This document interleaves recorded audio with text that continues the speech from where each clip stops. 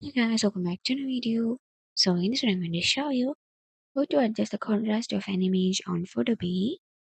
So for that, we just need to open Photopea. After opening it, we just need to drag the image.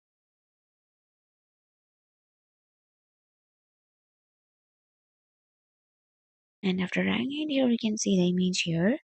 So for adjusting the contrast, here on the top, you can see here menu options, and here is an option. You can see here image, click on that. And from here, a second option, you can see here adjustments, click on that. And from here, as the first option, you can see here brightness or contrast, click on that.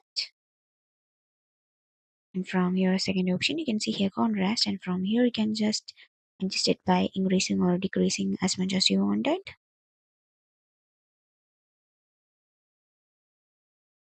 And after adjusting it, click on OK. So now you can see that you have been adjust the contrast of an image on Photopea. So that's it for this quick tutorial. I hope this video will be helpful for you. Make sure to do hit the like button and the subscribe button for more such quick and very interesting tutorials. See you in the next one. Take care.